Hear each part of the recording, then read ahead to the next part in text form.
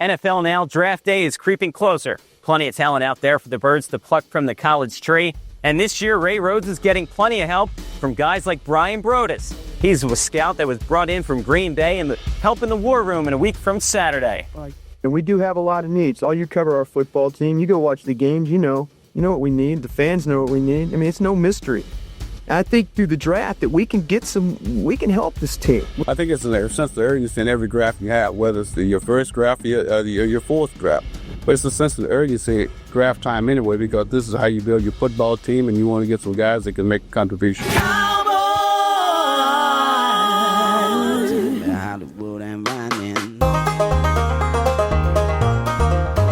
right, the One Star Cowboys podcast is back, but this time, like Herbie, fully loaded.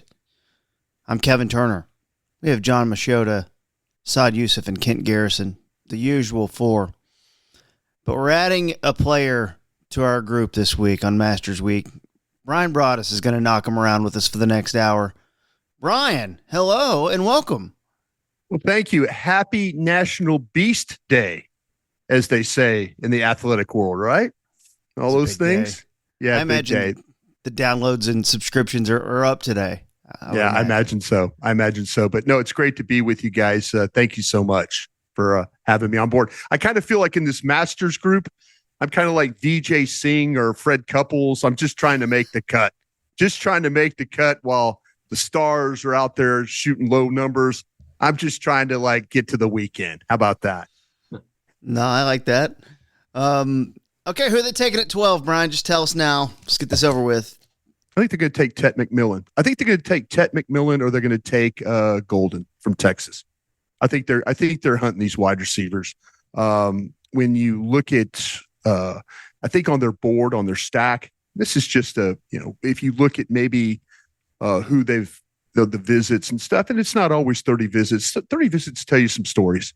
But I think in this case, they are hunting. Even the fact that they brought Luther Burden in from Missouri, I think tells you something that they're hunting these wide receivers.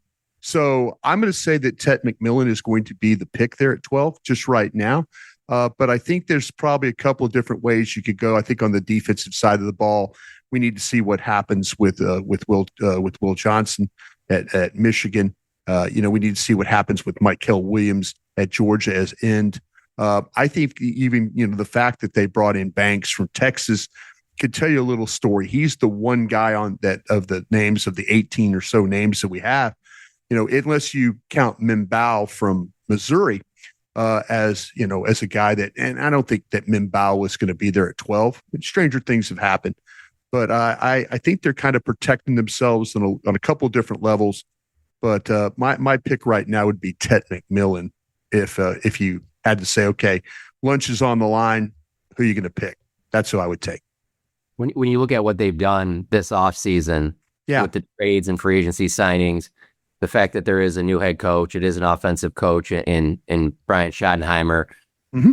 Don't you kind of feel like they almost have to go offense early? Like they haven't really addressed, that there's just like a lack of juice on the offense and playmaker. Yeah. And maybe if Mike Vrabel's the head coach, maybe it's something different, but I just find it hard to believe that an offensive coach, they're not going to do this much as they've done, and then all of a sudden go in the draft and then take a corner at 12. Wouldn't that kind of surprise you? Yeah, the only thing they've done, John, is I think they've upgraded the offensive coaches. I don't know if you could count on, what's going on with running back as an upgrade. Yeah, Williams could be a guy that catches the ball, is a good pass blocker. That's kind of where I think that all ends. At guard with Jones, I'm not. I think you're better than last year with what you had with those guys with Hoffman and TJ Bass and others. So yeah, but you're right about the juice for a lot of January, a lot of February. We were talking, Ashton Jeanty, and I kept telling people, and this is not trying to say pat yourself on the back thing. I'm just telling people he's one of the best players in the draft. People are going to figure this out. You get ready. Dallas is not going to have an opportunity to pick Ashton Jeanty. And so you talk about juice, that's juice right there. And so, yeah, these wide receivers, I think they all bring a different level of, people will talk about lack of separation with McMillan, but you watch him play, it's not 50-50 balls with him. It's 70-30 balls. 70% of the time he's coming down with that ball, and then Dak Prescott has always done his whole career is throw to guys that are contested catchers and stuff like that. Even CeeDee Lamb's a contested catcher. So, these are the things that I think you're right about the juice that needs to be brought. And, Golden can surely do that. Ibuka has done a great job as far as being a second to a lot of really some outstanding wide receivers, but he's put himself in a position where he could even be considered at 12, but he brings you something to the game, run after catch. Burden, I mentioned him from Missouri, run after catch. Those are the types of players that they need here. They need those types to help Dak. And, I think the whole thing with what we're seeing now, what worried me a little bit with Hampton potentially being a pick at 12 was that, that Mel Kiper has done it like several times. And Mel Kiper is the one that gave us, Tyler Smith. And I'm thinking, okay, what's Mel Kiper up to nowadays? I don't think, talking to some people, I don't think that Hampton would be the pick. I think he would help your running game. But the only thing they've really done to help the offense is hire some new offensive coaches. They do need some help on that side of the ball. Yeah, and when you look at the running back position, obviously people get really, I guess, people feel a certain way when you talk about picking a running back so high and things like that. Mm-hmm. But as you talked about with Genty being a special guy, all the mileage he has, how do you feel about picking a running back, not only at number 12, but also in this draft where it does feel like running back is so deep that you can get a guy in the second and third? If it's not Genty, do you basically just pass on a running back in the first round and take something else with all the needs they have? Yeah, so I just brought up my age. I come from an era where running backs were important. I still think running backs are important, and that's why I was campaigning for Genty. I absolutely love Bijan Robinson last year. If you go back and look at my stack, I had him way, way high up there. So I mean, I think there's things about running backs you absolutely have to have in this day and age, and Genty would be the absolute pick for me at 12 if available.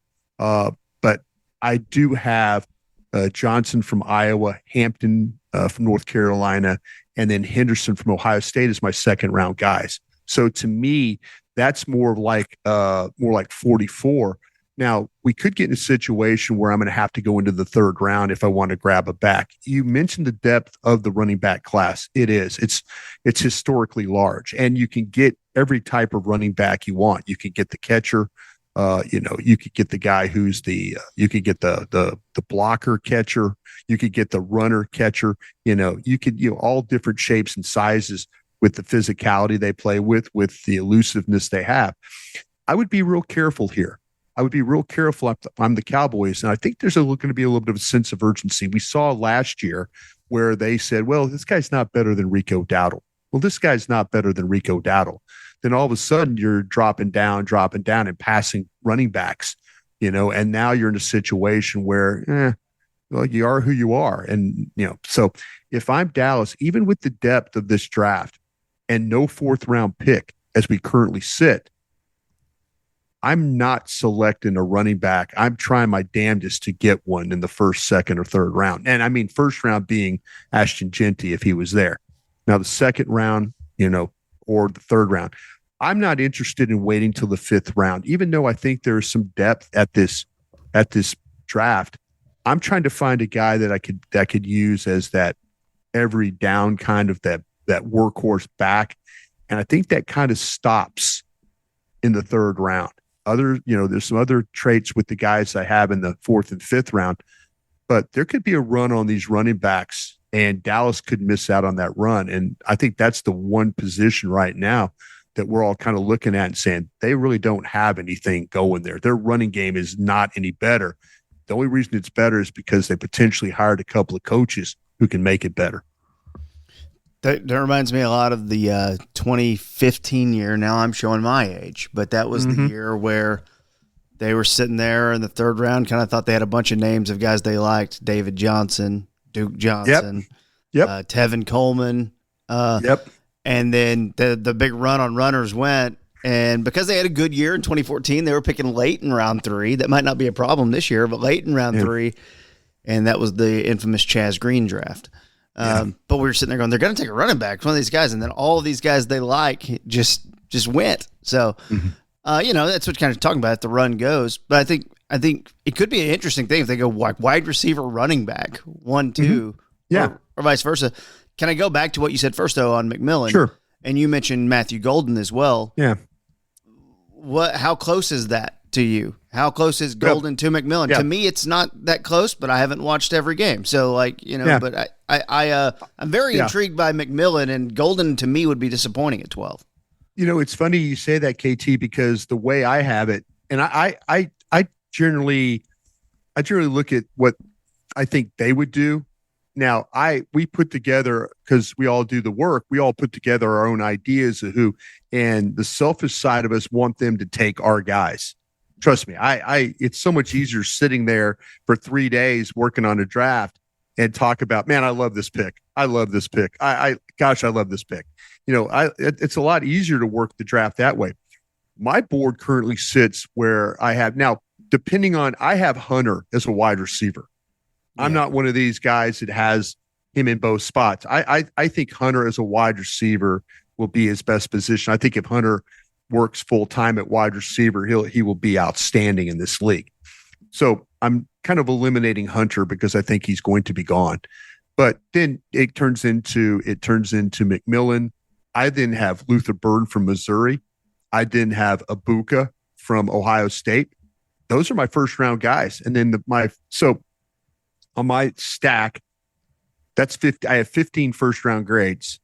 And so then you're talking about Golden and others. When you start to compare, where does Golden fall? Is he 16, 17, 18? How does he fall down the stack that way? So I'm thinking that they probably like Golden better than my Burden and maybe Ibuka. So that's why I brought up both those guys. I think that it could come down to one of those two guys is where I think so. But I'm with you. I have Golden down a little bit further, but it's not like it's this massive. I just do. I have him. These other guys are more like players, 5, 8, 10, and then Golden's more like 17 in the stack. When you have 12, do you even care what the rest of your receivers are in terms of who you take at 12, how they fit with the rest of your receivers? Or are you just trying to get, let's say, McMillan because you think he's the best player? I think McMillan's the best player because I think he could do more of the things. Now, what they will do is, John, you're going to ask, and Saad, you guys are going to ask a bunch of questions. You're going to get a chance to go into a pre-draft press conference, and you're going to ask about receivers and the importance of receivers. And they're going to tell you about Mingo is what they're going to do. They're going to try and sell you on the idea that, we've got Mingo and we've got Tolbert and we've got Brooke. They're going to try and sell you on that, but they damn know that these guys, they can't rely on those guys. So they're going to have to go. The thing with McMillan, I think you could play him at a couple of different spots. I think the thing about his size makes him very inviting to play on the outside, to potentially play him as the X. And that way it'll kind of free some things up for CeeDee Lamb to be able to play or do some things you want. I think Turpin's in play here with what they did with 11 personnel and stuff like that. I honestly think with the money that they gave Turpin, I don't think this is just a special teams role. I think they're thinking about Turpin more. So if they go out and they get, say, a McMillan or a Golden or somebody like that, then okay, they'll tell you about Mingo. Hopefully he can show something. And then, but with this 11 personnel stuff, I think you're going to see, Turpin involved in some way in this thing. But they're going to try and sell you on this, but they know damn good and well that they need somebody opposite CeeDee Lamb for sure. And I think Ted McMillan, with his skill set, offers that the best opportunity for them if they get a chance to draft him. McMillan's interesting because I think he plays off CeeDee Lamb very well. Because they didn't do it a lot, but they could put him in the slot some too. CeeDee Lamb plays in the slot a lot, but they can both mix that. Yeah. And he's weird because he's just so long. But I think it was interesting how, and I don't know, I didn't see his tape from last year. I just saw 4 games from this year or whatever. And it's just funny how you start to talk to people and they're like, oh yeah, you need to watch his tape from last year. They're like, he was kind of just getting ready for the draft this year because he knows he's good. And you're going to see him getting compared to Drake London a lot. I don't see that as much as like T. Higgins to me. And we all know T. Higgins went in the second round, but I think we'd love to have T. Higgins here. T. Higgins would be a perfect fit with CeeDee Lamb. And that to me is like the importance of all of it, is if you're going to give Dak that contract, then we need to do better than CeeDee Lamb plus maybe Jalen Brooks steps up this year, or here's Flournoy, or here is Mingo. Like this is, or even a chance on Turpin. Like you got to do something. And to me, that's more important. Trust me, you mentioned Will Johnson off the top. Cornerback scares the bejesus out of me now that Jordan Lewis isn't here. But I like McMillan over Will Johnson, who is going to miss some games. So it's an interesting. I think you're absolutely right. There's so many times where we have sat in the audience asking questions, and they keep wanting to sell us. Well, so and so is going to step up. We're really counting on this guy. We're really, and no, we've been waiting 3 years on Tolbert. We've been waiting on these guys. Every time you tell me a guy's going to step up, they generally don't step up. Go out and get a legitimate player, and they have an opportunity. You mentioned a Will Johnson. This cornerback room is a little could be a little scary. There's a couple of guys at the top with Reville, who was a 30 visit guy from East Carolina. Dr. Dan Cooper did a surgery, earlier in the year. He missed a large part of the season. If he wasn't hurt, he might be the top corner on this board again, depending on where you have, Hunter. But the thing is that, him, Morrison from Notre Dame, hip surgeries and stuff like that. You got some guys, and then there's kind of the unknown. I know when I watch the tape and people are getting on me on Twitter about, well, why are you so against Will Johnson? I'm not against Will Johnson. I've got others higher. I've got Barron higher. I've got Reville higher. I've got Morrison higher. That's just me. I've got those guys higher. I have questions about those guys, just like I have questions about Will Johnson's speed. I just like to be able to say, this guy's a 4.55 guy. Boom, got it. See it on tape. This guy's a 4.43 guy. Okay, good. He runs 4.43. Doesn't always play that way on tape. Got it. That's all I want. I just, as a former scout, I just want to have all the pieces of the puzzle so I can finish the puzzle so I can compare him. If you give me the opportunity to draft a 6'2" guy, I'm taking Revelle. I am. I'm taking Revelle over Will Johnson because I think I have a better feel for what Revelle is over what Will Johnson is. So but this group, this corner group at the top could be a little scary. Barron is a hell of a player. He reminds me of Trent McDuffie when I watch him play. I think we'd all love to have Trent McDuffie in the secondary if we could. So I think that, and there's several of these guys, the Harristons, there's nickel guys in this draft, Amos, there's guys that it's kind of like that running back room. You got some guys with length, you got some guys that are short, you got some quick guys, you got some inside guys, and you got some outside guys. So it's got some depth to it, but it's also got some quality players as well. Brian, something that, I wanted to ask you with your experience, and I'm sure we talk about this every single year, is the best player available philosophy. Do you go into it when you're picking at 12 versus when you're picking at 26? Sure. Is it different in terms of getting the best player available, or do you look at need a little bit more? How do you approach that in the first round, but then also in later rounds as well? Yeah, I think later rounds, I think it's more about traits. Like day 3, you're kind of looking at maybe height, weight, speed. Maybe you're looking at versatility in later rounds. People always laugh. I'm a best available player. I'm one of those. And I tend to feel like when you stack your board, if you put the guy, at least early on, if you put the guys how you will take them, and you don't window dress your board, don't jump tags. Jerry tried to jump some tags in the Zach Martin draft. They lose Ryan Shazier. Zach Martin's the next one on the board. Jerry steps up as the general manager and says, wait a minute, we got Johnny Manziel on that board. Steven then says, Jerry, we've got Zach Martin as our next player. Jason Garrett has to step up and say, Zach Martin is our next best player. Will McClay steps up, says, hey. So, when this team has followed their board, they seem to have some pretty good success doing it when it comes to best available player. I think CeeDee Lamb is a great example of that. In that draft, when none of us believed that CeeDee Lamb was going to get to 17, but some of those picks ahead, some of those wide receivers, the Ruggs and those guys, Rieger and those guys all went ahead. And then all of a sudden it kind of allowed you to pick CeeDee Lamb. And that was they were was it Chason that they were going to take their KT when it the LSU edge Chason. Yeah. I mean, everybody had them taking Chason. Diggs was even in the mix at 17.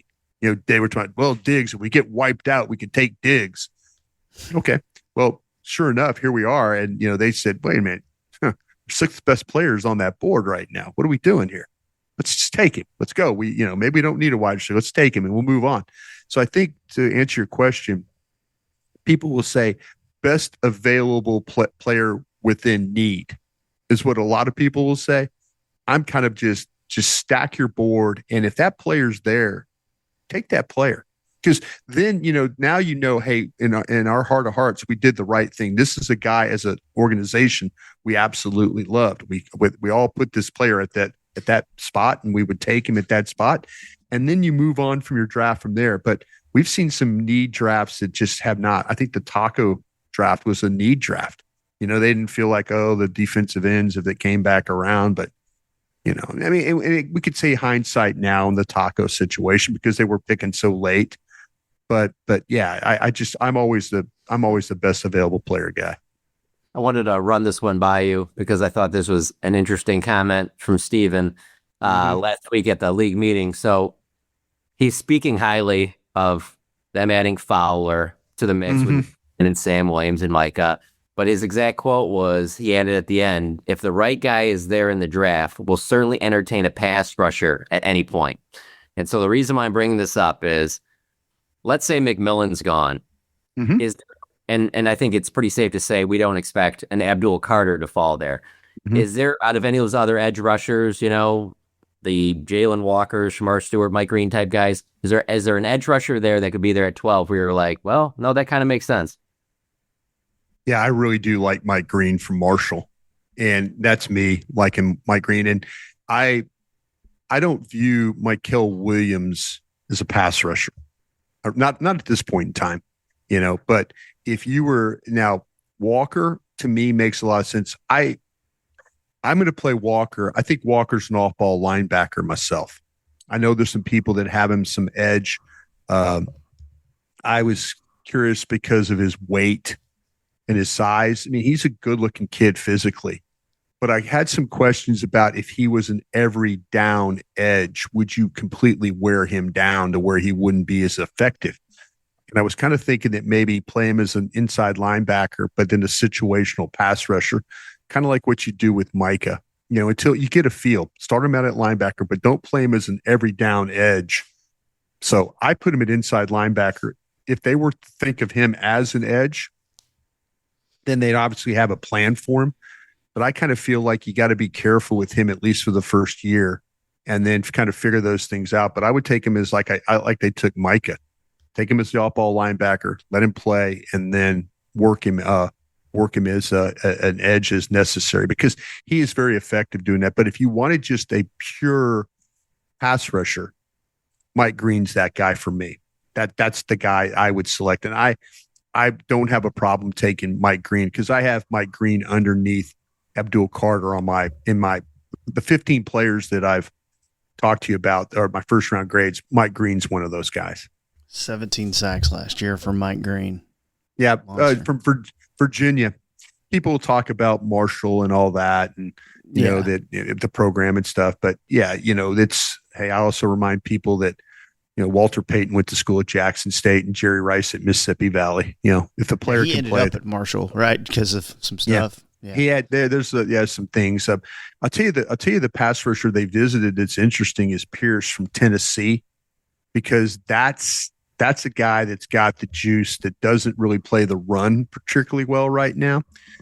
but there's some things you got to dig in on him. And I think maybe that's why they brought him in. He's more likely to me a trade back type of a scenario than he would be a guy that you would take at 12. But if you're talking about pass rushers, Pierce is a guy that could fit that bill. He's not going to give you much on the run right now, but like we were talking about, there's some off the field things that you really have to get in on him. Some people have him off the board. If we're talking, trade back, which a lot of, fans love to do and things like that. Hell, we all do, you can get that extra pick. It's great. It's tougher when there's fewer quarterbacks, and Lord knows there's not that many this year. Genty could be the guy, though, who's there at 12 and might get a phone call. You might get a phone call for him maybe, but I don't really see trading back's way easier to do when you're picking 24th or 26th than when you're picking 12th. That's kind of no man's land for that. So, yeah, you're right on the tail end of the first round grades, which is, maybe somebody might want to come up and get a guy, depending on who it is. I personally feel like that you're not going to get value for your pick if you trade back in this draft. I think there's some things in this draft that talking to guys and gals around the league, they seem to believe that, and a lot of them are saying this, that player 12 might be the same player at player 40. So you might be in that situation where trading back, oh wow, you're due trading back so many spots, you're due a second in this. Somebody just says, we'll just give you a 3, and we'll see how I trading up. I always want to see how bad, and I didn't get to do it a whole bunch.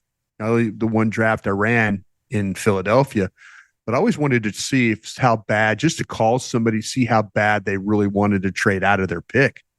You call them up and you offer something stupidly ridiculous and see what they say. Like, no, we'll get back to you. If they say that, then they're not, you just didn't blow them away. But, they're like, well, let's talk about it. We'll get back to you. When you hit something like that, you're like, okay, these guys are not serious about picking a player right now. So I just would be real careful on a trade back. On the other side of that, though, trade up might not cost you as much. If you see somebody floating there, I know it's been reported to me that that teams, the Giants, New England, 3 and 4, they're looking to get out. Those two are looking to get out, and all of a sudden, what if Hunter were to end up there? Would you consider giving 44 and next year's 3 to move up to go get a guy like that? I would. Yeah. See that? There you go. That's how bad do you want it? But you might actually go up there and be able to get value. They're selling cheap up top because just the value of the overall draft is what it is. Yeah, and KT, to your point about just the trading back, I think it really does just have a lot to do with, what kind of quarterbacks, or what kind of draft class in general, just because we've seen the Cowboys twice in recent years. In the Micah draft, they were high up. They were able to trade back. With Tyler Guyton, they were a little bit lower. They were able to trade back. I think it's, I think there is something to, how high or low you are, but I think it's a lot to do also with just the draft class. And to Brian's point, if you can find a team that's willing to dance with you on that. Yeah, Detroit was desperate to go get that corner last year. Johnny will tell you that as a guy that understands how the Lions are. Give the Lions credit, man. They saw their corner sliding, one of the best ones in the draft, and they felt like, listen, we got to go get this guy, and they were willing to overpay to do it. Hey, we'll throw you the 3 here, and we'll overpay. It's because they really, really wanted their guy. But there's going to be some teams that are going to be like, we'll try and lowball you here and see if we can get you to bite. Can I ask you a question real quick on I'm sorry, John. I'll be quick. It's on the same thing real quick. Is there a player outside of Travis Hunter that you would trade up for, giving up your second and next year's third and, of course, pick 12? Yeah, I kind of feel like that's, I want to believe that I would do it. I would think I would do it for Genty too. And I know that's against everything. Here you are, Brian, you're drafting a running back. you're you're drafting a running back. It's not a positional thing. I just think you're getting one of the best players in the draft. That's me. It doesn't make a lot of sense. I get it that to trade up for a running back, but I just feel like this kid's got rare ability. And I think him and Hunter, I think there's just a couple of guys in this draft that have that kind of rare ability. And I would have maybe said that about Carter. But, the more I talk to people about his foot, there could be some stress fracture problems there in the future for this guy. And so I can't with good conscience do that, even though I'm talking about, drafting a corner that's got a bad knee and that kind of things. But I think you have to kind of have some understanding of what you're going to for. But I think that Hunter would be the number one guy on my list. And then if you could probably talk me into Genty if that was the case. Probably could. When you look back at, let's say, like the last 10, 15 years of Cowboys drafts, which first round pick have they made that to you in the moment, not what they became, but in the moment was the most underwhelming to you? AT, we lived through some of these things. Kent and all this guy, we lived through some of these picks. The one that this is going to sound terrible. The Travis Frederick one was really underwhelming to me initially, because I kind of felt like that Travis Frederick was like a third round guy. And if you want to talk about guys that you were really, really, really wrong about, I didn't think Travis Frederick was the athlete that he ended up being, because there were times when you watched that Wisconsin tape and he wasn't getting to the second level and he wasn't cutting the defense in half and he wasn't. That was the one when they bailed out of there. I got doubly mad at him for that one, because they bailed. They could have got a extra second round pick and they didn't get it. They got a third. And then they took Frederick and I'm like, what the hell? What are we doing? And it actually, I think I got Terrence Williams at wide receiver with the pick. He had a decent career for you. But Travis Frederick, it's a shame that Travis Frederick didn't get to play longer. But that was the one that I really the Taco one was not, and I'm not just saying it because it was a hindsight deal, but I just didn't quite understand it at the time. I just didn't. Especially with Watt on the board, I was like, why? No, what are we doing here? We all knew it was TJ Watt. We were all saying TJ Watt should be the pick. And it's easy to say what he's good. I got in trouble by the Cowboys, DallasCowboys.com, because we're supposed to wait. We're supposed to wait till the commissioner, but I was like, we're in a commercial break while we're picking. And I was like, I get it. We're not spoiling picks, but I was so mad. And I said, guys, they took Taco. And I had a little talking to about that. But, no one was happy because we were like, this is supposed to be. But it's right there for you. Yeah, the Taco one is an easy one, but the Travis Frederick one, to me, that was the one I was really, really, really wrong about. But at the time, I'm like, why? Why did you do this? But that's the reason I ask you this. The reason I ask though, Brian, is because I want to know who's that player. Who could that be in this year's draft where they stay at 12, they don't move back? Who is the player in this draft class where they make that pick at 12 and your shoulders slump? Like, really? That's the guy that they're going to take there? Is there a player that you could think of? And I think for fans, it would be really just any offensive lineman. But I think, like your point with Frederick or even Tyler Smith, in the moment you can feel that way. And then this year, next year, whatever, you'd be like, man, that was a great pick. But is there a player right now that you feel that way? Like, man, if they took him at 12, I'd be pretty disappointed. I think, and here I'm wearing University of Texas gear, but I think if they took Banks at the guard or tackle, whatever, I think right now that I would be kind of like, okay, prove me wrong, please, kind of thing. I know there's a lot of people out there that think that I hate Mykel Williams. I just think you have to be careful with Mykel Williams from Georgia, because I think he's a good run player. I just don't think he's a great pass rusher right now. And if you're hoping at 12 that you get a guy that can affect the game that way, then you're probably mistaken there. And I still have questions about Will Johnson, the Michigan corner. I just, maybe when he runs, I'll feel a little bit better about, okay, I know what he is, but I just got other corners better. That's just me. That's the one. If they say they take Will Johnson and McMillan's on the board, I'm going to be like, okay, you're sitting in those chairs. I'm not, and they don't care what we think. We all know that, but they don't care. They just don't. Last time they cared, what I thought was 2005. That's it. So, I mean, I would be disappointed. I'd be disappointed, but you gotta.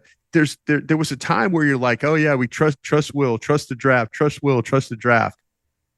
Maybe the last couple of times out, you're kind of that trust is kind of waning a little bit for Cowboy fans.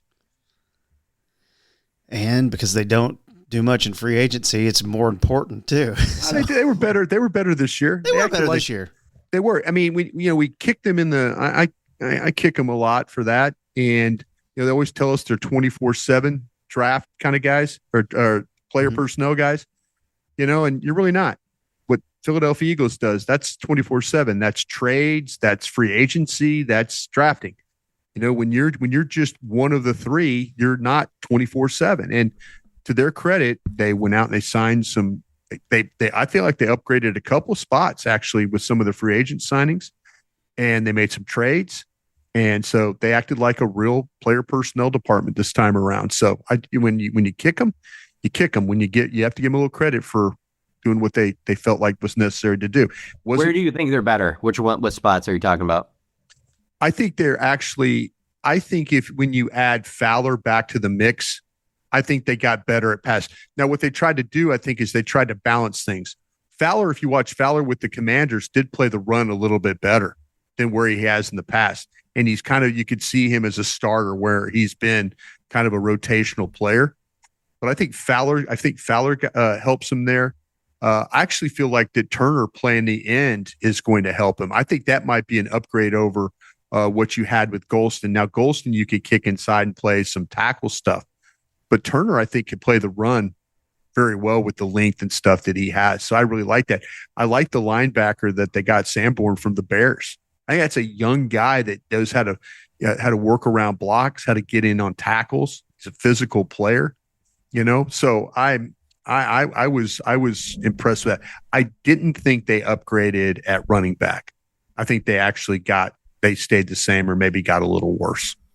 Yeah, and for me, the one position that I always struggle with when we're talking free agency in the draft is defensive tackle, because they've tried to do this in the draft repeatedly, and whether you go to Tristan Hill or Mozzie Smith, whatever, it feels like that's not a position where, like, offensive line, they hit too much. And I know Osa is a guy that they hit on and they re-signed. And Brian, to your point about how they'll try to sell you in press conferences and they'll be like, well, we re-signed Osa to this deal. Yeah. To me, that's not doing anything. He was already there. And I don't know if they're gonna draft a defensive tackle. I know the kid from Michigan is obviously really good if you were looking at a first-round guy. But once you get beyond the first round and now you're talking about evaluating talent that you're going to have to mold and develop, I'm not sure that I have a whole lot of confidence in this front office to really hit on defensive tackles that are going to be an impact or make an upgrade. And I feel like that's a position that we've been talking about for the last few years. Yeah, I kind of feel like with the defensive tackle room, it's a little bit of a deeper thing. Aaron Whitecotton, the coach who was hired as a defensive line coach, is a highly respected guy around the league. He got some of the best play out of Solomon Thomas. I didn't mention Solomon as a guy, but that's, I think, a guy that could help as a backup. And you're right about signing your own. Where they've struggled a little bit is with that second contract with some of those guys. But if you do look into this draft, and when you get to, say, the third round, if they want to go get like a guys that could be a legitimate one technique, compete with Mozzie Smith type of a player, Collins from Texas, West from Indiana, Jordan Phillips, Caldwell from Oregon, these guys are guys that you would say that pretty much they do a pretty nice job as like one technique guys. And I think Mozzie needs some competition there. I think at 3, they might be okay. And if you need a 3 technique, there's 3 techniques in this draft, but these one techniques, these 322-pound guys, that can push the pocket, can get outside the tackle box, can make plays when right at him. There's guys in this draft, and if they want to address that in the third round, you're going to have a good opportunity. There's some people that maybe with Alfred Collins from Texas, they talk about him potentially being a second round guy. I wouldn't be surprised at 44 that they address the defensive tackle room if one of those guys are available, but they surely could at the third round. There's probably going to be a run on those big old guys because it's not often that we get many of them, but this draft seems to have some pretty good depth there. Can I ask you a question about the offensive line? Sure. Because are they dead set, do you think, on, hey, we're moving forward, BB is our center, and we're not going to mess around, Terrence Steele's our right tackle, and right guard is open competition? Because, I'm a guy who would like to have an offensive line fully set and feel really good about it. I do think wide receiver 2 is probably more important right now than that, weirdly, just because of the lack of wide receiver depth. But, man, I like that Tyler Booker kid from Alabama a little bit. If you're picking 22, I don't know about picking him 12. Yeah, 22, I think that's rock solid and fills the gap there. So I don't know, man. Yeah, I think that with Booker's probably going to go in the first round. Now you have to think about maybe some others. I mean, depending on what you think of Donovan Jackson from Ohio State, who played very well down the stretch. When they lost Simmons, their very talented left tackle, to a knee injury in the Oregon game, I think in week 5 or 6. They lose him and they kick Donovan Jackson outside to play left tackle. He does a great job. Gets him through the national championship game. High level guard, but I think a lot of people like Booker over him. Ray Zabel is a guy that the tackle from North Dakota State is a guy that they've kind of talked about moving either from tackle to guard to even playing center. There's Colby from Iowa, Ratledge from Georgia. If you're looking for just a guard type of a big guard, there's some guys in this. I mean, they brought in my guy Jonah from Zona, for one of the 30 visits, and he's more like a third, fourth round type guy. So maybe they might be thinking that as a possibility. So yeah, there's a lot of these tackles that people are talking about now playing guard. But this is kind of a weak draft, KT, when it comes to centers and stuff like that. So, you could find that maybe a tackle, you might have to move a tackle. Heck, Banks. A lot of people are talking about Banks playing guard. Now that would be a surprise to me. We mentioned him early. They pick Banks at 12 and then they play him at guard. That would be a surprise to me, but I think it's in play, the fact that he did come in for a 30 visit. And like I say, they also brought in Mimbao, who is going to be one of the top tackles off the board. It seems like he's the one guy that started getting mocked at like 21, 22. He got to 14, and then the next thing you know, he's now at 7. Now he's at 5.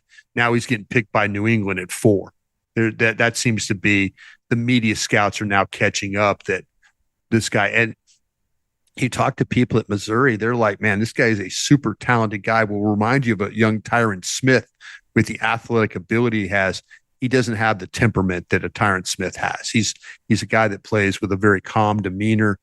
He's not a very violent guy, but as far as pass blocking, run blocking, stuff like that, there's reasons why he's one of the top guys. You good with Joe Milton as your backup?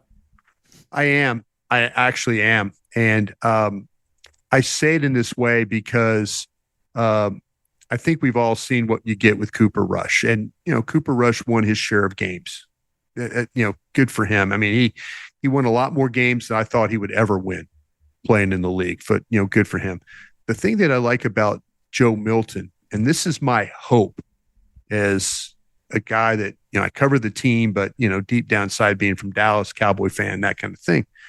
If you're a fan of the team, what you got to hope is Joe Milton has the arm talent like Milroe in this draft for Alabama. I mean, he could throw it through a car wash and the ball ain't getting wet. I mean, he's got that kind of velocity and arm talent. He just doesn't really know where at times it's going to go. But his mechanics he really steps into his throws. When you watch him play, he gets back, and then he can horse that ball. And this is where my hope is that Ken Dorsey's now on the staff for the Cowboys. Ken Dorsey worked with Josh Allen in Buffalo, and we had a lot of questions. I personally, and KT will remember this, I was in love with Josh Allen and I got killed for it. But it was because I felt like, man, somebody is going to work with this guy. I feel the same thing about Milroe. I feel the same way. Somebody's going to work with this guy and clean up mechanics, and they're going to figure it out. And I kind of think the same thing with Joe Milton. I think that maybe Ken Dorsey might be able to unlock what he was able to do, maybe some of the same principles. Maybe, hey, point your knee, point your, take your shoulder, sit down a little more. Don't step as far. Don't stride. Keep your arm back. Maybe there's some things that he can work with to make Joe Milton a more accurate quarterback, because the movement skills, the size, all those things are top shelf. I talked to Elliot Wolf, the general manager of the New England Patriots, about him. And, everything was top shelf. Everything was top shelf. It's like, listen, hey, we new coaching staff, Brian, you know how that works sometimes. I'm like, I understand. But nothing but good things to say about Joe Milton. Again, my hope is that Ken Dorsey can maybe help him with some of his mechanics and kind of harness that ability to make his accuracy a little bit better. That's my hope. Yeah, and would they get like Josh Dobbs to be the backup there or something like that? Yeah, Elliot was saying that, new coaching staff that, he goes, to be honest with you, Elliot told me, he goes, I really didn't want to trade the guy. I really didn't want to. Good. I really didn't want to. But yeah, here we go. The Josh Allen thing was definitely a low moment for me, because I remember me and Kavanaugh just giving you shit for that. And that's my biggest draft. Like John asked before about guys that I was so down. I mean, the guy had like a 58% completion percentage in college, and it's like the windows are like 10 times bigger in college. It made no sense that he was going to be anything in the NFL. Yeah. Saad, let me tell you what I told Jeff and KT when this whole conversation happened. My man was throwing to cattle ranchers. Okay, wasn't throwing to NFL receivers. He was throwing to cattle ranchers. And then he went to the Senior Bowl and he was throwing with some NFL quality receivers. Kind of got a little bit better. KT and Jeff never learned. He was throwing to cattle ranchers and pharmacists. Let me tell you what I said to Brian when he said that. I said, well, why wasn't he good enough to throw to actual college wide receivers then? Why is he throwing to cattle ranchers? If he was that good, he'd be playing at a real school, not up there in Wyoming. And farmers. Then I told you then, KT, I said, as recruiters, some of us are idiots. There are people I'm sure right now in the old Pac-12 that are like at Washington and UCLA. Well, back then when it was, that should have recruited this kid. But instead they let him throw to cattle ranchers. And now he's one of the best quarterbacks in the National Football League.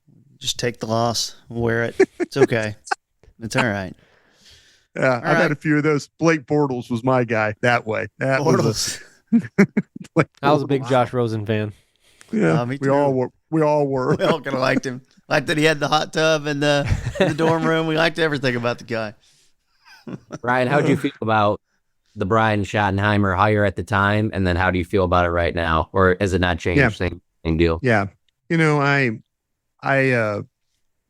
in talking to people, and this was the one thing when the early things I remember, and you guys have a great advantage over me. I don't get to go into the locker room as much, and I probably don't want to. You guys do a great job of going in there and getting conversations. But the guys that I were able to talk to that were on the defensive, some of the players, and I asked him about Schottenheimer, and this was when he first got the opportunity. He took over the Ben McAdoo role of helping with Dan Quinn and all that stuff.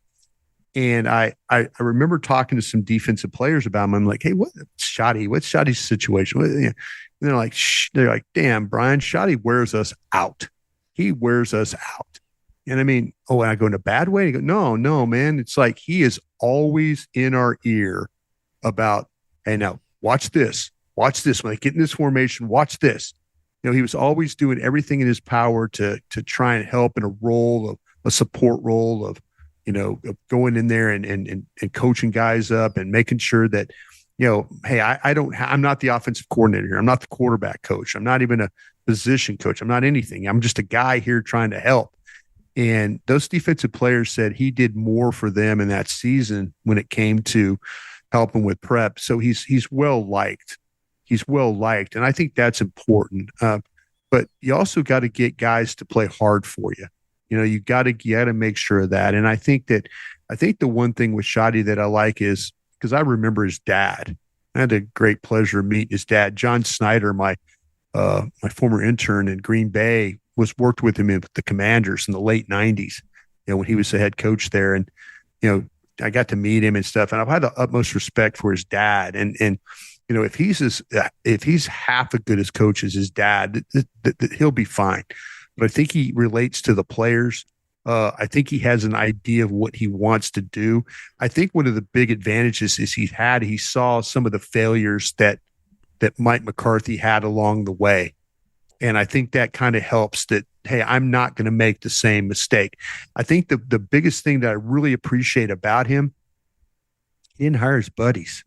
How many coaches go out there and hire buddies? He went out there, he hired some college coaches that have some enthusiasm, some youth to them, maybe some different ideas. He promoted a couple of guys that probably deserved to be promoted. He went out and got a new line coach. He didn't just sit there and say, okay, well, I'm just going to keep guys on staff and here we go. He sat there and watched what Mike McCarthy did. And not everything that Mike McCarthy did was terrible, but at least he knows what doesn't work with this team. And I think to me, that's a great start. When you don't hire your buddies, you've got my admiration, because it's really easy to do that and get everybody a job and for a couple of years, and then you suck. See Mike McCarthy, see Mike Nolan and that whole crew, that he brought in, to start when he got here, and all those guys, Jim Tom Sula and all that. So I like what he did. I really have. Brian, to that point, how do you feel about what Michael Irvin kind of said about the challenge that it could be to earn the respect of people who kind of see you as like, the guy that we either help get the job, or like, who are you to tell me like what to do? You were just, as you just said, like a quality control analyst or whatever. Do you think that could be a challenge for a lot of the players that were there 3 years ago when Schottenheimer came in as essentially a nobody in the organization? I think Schottenheimer over the years, Saad has developed relationships, and I think that's when. I think the one thing that was Schottenheimer, I think he could be very, very honest with his players. I haven't talked to any players about it. I mean, you guys, again, have a great advantage and you do a tremendous job. But you could go up to a player around the corner and say, hey, man, how is this going to work out? And, the player could say, well, it ain't going to work. This guy's no good. We hired but I think that to me, he's off to a good start by some of the hires, as I mentioned. I think he does have a very good relationship with the front office. I really do like what he did. And I'm sorry, I'll get to your point of it here, but I think he's got a good relationship with the scouts now. He basically came out and told you guys at the owners meeting, like, listen, the scouts are the ones, this is their year-round job. I think the guys in the scouting department are happy that they're going to, at least Bill Parcells did the same thing. He said, hey, first draft, you tell me what you guys are going to do, and I'll follow along and we'll work on it. I think Schottenheimer's the same way with the kind of the players. Yeah, it's tough. You have to gain their trust. You have to gain their respect. I think number one is you have to be upfront with them about expectations and what their responsibilities and stuff are. And you can't play favorites, and you got to find a way to treat the team as the team. And, sometimes when you're a guy, like I said, he saw the mistakes that Mike McCarthy made. And, if he can work around those, and then he knows in that locker room who the leaders are and who the respected guys are. And then if you get those guys on your side, then all of a sudden you could get everybody else, you get those guys on your side, then you get those players, then get the other players involved and get them on your side. So it's almost a political game to play, but he's going to have to go in there and be who he is. He's a hardworking guy. The previous guy wasn't always a hardworking guy. I know people are always like, oh, you were critical of Schottenheimer, or excuse me, of McCarthy a lot. And I said, yeah, I worked at two places he's been. I was in Green Bay. I know those people there, and KT will tell you about those stories too. And then I was, with people in Dallas, and, he wasn't always the hardest working guy. So that all needs to change. But the respect comes from, being fair with everybody and not playing favorites. And I think he's off to a pretty good start that way. I think it really helps your public image when Luka gets traded about a week after you get hired. Whole town even forgot. I go, oh, Schottenheimer. Oh, yeah, okay, fine. They'd moved on from anything that they had that they were worried about with the Cowboys because everything went towards the Mavs. And we're recording this on the morning of Wednesday, April 9th, when Luka comes back to town. But anything else, guys, for Brian? I should say Brian is on 2 to 7 on 105.3 The Fan on the G-Bag Nation. I'm going to make sure I don't get anyone in trouble, too. No, man, we're all good. I appreciate me or Brian, you could hear us on the radio every afternoon somewhere. That's pretty cool. In different places, but it's cool. You could also hear Brian on a lot of podcasts, too. Oh, my God, the draft show. You still do Love of the Star? Still do Love of the Star, yeah. I kicked Bobby off the show because I thought he did a poor job, so I picked up Eric and Zach. So, no, Bobby's one of our good ones. But yeah, no, myself, Voch Lombardi, we do a YouTube channel together too, called We're Doing All Right. And so yeah, that's a play on me, KT. When I was hosting the draft show, I always hated this. I'd open the show and I'm saying, listen, we're doing all right. Don't get to your question. I don't need that. Hey, Brian, KT, good to be with you guys today. Longtime Cowboy fan. So I would always just remind. I would just always remind everybody, I'm like, listen, we're doing all right. Get to your question, that kind of thing. So Vaj and I created a podcast with that. So yeah, we're doing all right. But yeah, a lot of work. But I also got a son that's a junior at the University of Texas that is very expensive. So I've got to do a lot of work there. Got to do a lot of work. Does he have any hot takes on Golden or Banks or any of these? I'll tell you what, my man is, I'm not government secrets here. My man's best friends with Arch Manning, believe it or not. Bennett and Arch are in the same organization together, and so my man Bennett comes up with some really good. He's clued me in on these Texas guys. So he's my in-house source at the University of Texas when it comes to these football players. I believe it. I can't believe Bennett's that old now, though. He'd be a graduate. Yeah, graduate from Texas. The field and all that stuff. My God, that one will do it for me. And then also, when I see these recruiting rankings, having Jason Witten's son in there. Oh my God, Dennis Bryant Jr. Yeah, that one too. But Jason Witten's son, he's got 2, but the one that's a safety, I guess, is pretty much being recruited by everybody in the country. He can go wherever he wants. And I literally remember him at training camp just being like a little kid, and. Can I tell a real quick story? Bennett and I were at training camp one year. Bennett was like probably 11, 12 years old, and Jason Witten's youngest son. And it was so funny. Witt was out there with his kids too, playing on the field. So Bennett was part of the game, and Witt was organizing. Okay, you're quarterback, you do this. Da da da. He was organizing all that. So I just appreciated Bennett getting to fit in with the kids and stuff out there. So they brought him together. Witten, so he goes to his youngest son. All right, break this down. And the kid goes, 1, 2, 3, integrity. God. That's pretty spot on, though. Bennett looked at me. 1, 2, 3, integrity. and Witt just kind of gave him a good nod. The kids just laughed, and I'm going, gosh dang, what just happened here? But yeah, that's the most Jason Witten thing ever. 1, 2, 3, integrity. It feels like an SNL bit, though.